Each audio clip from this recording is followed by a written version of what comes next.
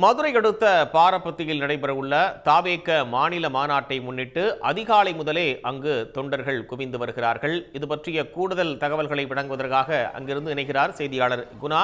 குணா, என்னென்ன ஏற்பாடுகள்லாம் செய்யப்பட்டிருக்கு? தொண்டர்களுடைய வருகை அப்படின்றது எந்த அளவுக்கு இருக்கு?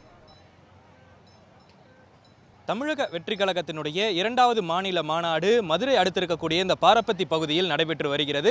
இன்று பிற்பகல் நடைபெறக்கூடிய இந்த மாநாட்டிற்காக தமிழக வெற்றி கழகத்தினுடைய தலைவர் விஜய் இன்று மதியம் பிற்பகல் சரியாக ஒரு 12:30 மணி முதல் 1:30 மணிக்குள்ளாக வருகை தந்து இந்த தொண்டர்கள் மற்றும் நிர்வாகிகளிடையே பேச இருக்கிறார். இதற்கு முன்னதாக இந்த ஏற்பாட்டு பணிகள் கடந்த ஒரு வாரத்திற்கு மேலாக நடைபெற்று வருகிறது. அதுவும் குறிப்பாக இந்த பாரபத்தியில் நடைபெறக்கூடிய இந்த இரண்டாவது மாநில மாநாட்டிற்கான அந்த ஏற்பாட்டு பணிகள் என்பது மிக துரிதமான பணிகளாக நடைபெற்று வரக்கூடிய ஒரு நிலையில் சுமார் 80,000க்கும் மேற்பட்ட இருக்கைகள் அமைக்கப்பட்டிருந்தன. அது மட்டுமில்லாமல் ஒவ்வொரு மாவட்டங்களிலிருந்தும் ஆயிரக்கணக்கான அந்த தொண்டர்கள் மற்றும் அந்த விஜயினுடைய ரசிகர்கள் வருவார்கள் என்பதற்கான பிரத்யேகமாக அவர்களுக்கான அந்த பார்க்கிங் வசதியிலிருந்து இடவசதியிலிருந்து கழிப்பறையிலிருந்து அத்தனை வசதிகளும் ஏற்பாடு செய்வதற்கான அந்த ஆயத்த பணிகள் என்பது கடந்த ஒரு வார காலமாகவே நீடித்து வந்திருந்தது.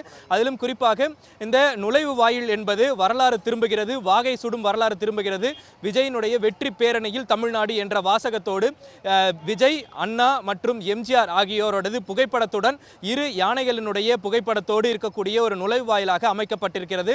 அந்த இரு நுழைவாயில்களுக்கும் இருபுறங்களிலும் மதுரை மீனாட்சி அம்மன் கோயிலினுடைய படம் ஒருபுறமும் மறுபுறம் கீழடியினுடைய அகழ்வாய்வு குறித்தான விளக்கக்கூடிய ஒரு படமும் இடம்பெற்றிருக்கின்றன. அதிலும் குறிப்பாக இந்த நுழைவாயில் பார்க்கும் பொழுது இப்போ அந்த மாநாட்டு திடலுக்காக உள்ளே செல்லக்கூடிய அந்த தொண்டர்களும் ரசிகர்களும் செல்வதற்காக 7 நுழைவாயில்கள் அமைக்கப்பட்டிருக்கின்றன. மாநாடு மேடை மட்டுமே சுமார் 300 அடி நீளத்திற்கும் அமைக்கப்பட்டிருக்கிறது. அது மட்டுமல்லாமல் நடிகர் விஜய் மேடையில் பேசுவதற்கு முன்பாக ரேம்ப் வாக் செய்யக்கூடிய வகையில் நடை செய்யக்கூடிய ஒரு வகையிலான அந்த ரேம்ப் வாக் செய்யக்கூடிய அந்த மேடையும் அமைக்கப்பட்டிருக்கிறது.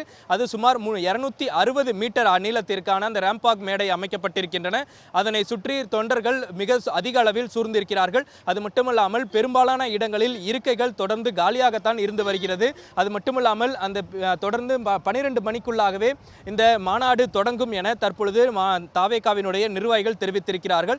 ஏனென்றால் இங்கு கடுமையான வெயில் தாக்கம் காரணமாக மாலை 4 மணிக்கு தொடங்க இருந்த இந்த மாநாடு பிற்பகலாகவே தொடங்குவதற்குண்டான அந்த திட்டமிட பணிகள் என்பது நடைபெற்று வருகிறது. அது மட்டுமல்லாமல் நேற்று 100 அடி கம்பத்தில் கொடியேற்றுவதற்குண்டான அந்த திட்டப்பணிகள் நடைபெற்றிருந்த நிலையில் அந்த 100 அடி கம்பம் சாய்ந்து விபத்துக்குள்ளாகி இருந்தது. இதன் காரணமாக இன்று தமிழக வெற்றி கழகத்தினுடைய தலைவர் விஜய் இந்த 100 அடி கம்பத்தில் கொடியேற்றுவதற்குண்டான அந்த முயற்சி என்பது கைவிடப்பட்டு மேடைக்கு அருகிலேயே 25 அடி உயர கம்பம் என்பது தற்பொழுது தயார் செய்யப்பட்டிருக்கிறது.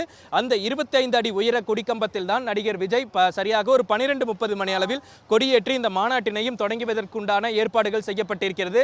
இந்த மாநாடு மொத்தமாக மாநாட்டு திடல் என்பது சுமார் 250 ஏக்கரிலும் இந்த பார்க்கிங் வசதிக்காக 400 ஏக்கர் என மொத்தமாக 750 ஏக்கர் என்பது இங்கு தயார் நிலையில் மாநாட்டிற்கான அந்த பணிகளுக்காக ஒதுக்கீடு செய்யப்பட்டிருக்கின்றன. அது மட்டுமல்லாமல் மதுரையிலிருந்து விருதுநகர், தூத்துக்குடி செல்லக்கூடிய அந்த தேசிய நெடுஞ்சாலை என்பது மாற்றி அமைக்கப்பட்டு திருமங்கலம் வழியாக மற்ற மாவட்டங்களுக்கு திசை திருப்பப்பட்டிருக்கிறது.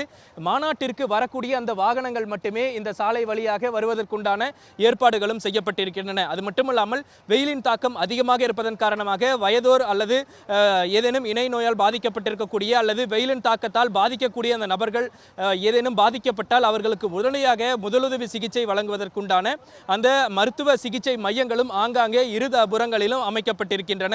அது மட்டுமில்லாமல் அவர்களுக்கு தேவையான மருந்து வசதிகளும் ஏற்பாடு செய்யப்பட்டதோடு 108 அவசர ஊர்தி ஆம்புலன்ஸ்களும் சுமார் ஒரு 50க்கும் மேற்பட்ட ஆம்புலன்ஸ்கள் தயார் நிலையில் வைக்கப்பட்டிருக்கின்றன. இதுவரை சுமார் ஒரு 20க்கும் மேற்பட்டோர் மயக்கமடைந்திருந்த நிலையில் அவர்களுக்கு முதலுதவி வழங்குவதற்குண்டான அந்த பணிகளில் ஆம்புலன்ஸ்கள் செல்லக்கூடிய அந்த காட்சிகளையும் நம்மால் பார்க்க முடிகிறது. அது மட்டுமல்லாமல் இங்கு மாநாட்டிற்கு வரக்கூடிய அந்த தொண்டர்களும் ரசிகர்களும் உணவு உட்கொள்வதற்கென தனியாக ஒரு கடைகள் அமைப்பதற்கென தனியாக ஒரு இடமும் அமைக்கப்பட்டிருக்கிறது. அது மட்டுமல்லாமல் கழிப்பறை வசதிகள் என்பது இங்கு குறைந்த அளவிலேயே செய்யப்பட்டிருப்பதாகவும் இங்கு இருக்கக்கூடிய ரசிகர்கள் தெரிவிக்கிறார்கள். அதுவும் குறிப்பாக ஆயிரக்கணக்கான சுமார் 2 லட்சத்திற்கும் மேற்பட்ட அந்த தொண்டர்கள் வரக்கூடிய ஒரு நிலையில் நூற்றுக்கணக்கான கழிப்பறை மட்டுமே இங்கு அமைக்கப்பட்டிருக்கின்றன. குடிநீர் வசதிகளும் தற்பொழுது வரை சரியாக வரவில்லை எனவும் இங்கு இருக்கக்கூடிய அந்த நிர்வாகிகளும் தொண்டர்களும் முறையிடக்கூடிய ஒரு காட்சிகளையும் நம்மால் ஆங்காங்கே பார்க்க முடிகிறது. கூடுதல் தகவல்களுக்காக மீண்டும் இணையலாம் குணா. தற்போதைய தகவல்களுக்கு நன்றி. உடனுக்குடன் செய்திகளை தெரிந்து கொள்ள சன் நியூஸ் பெல் ஐகானை கிளிக் பண்ணுங்க.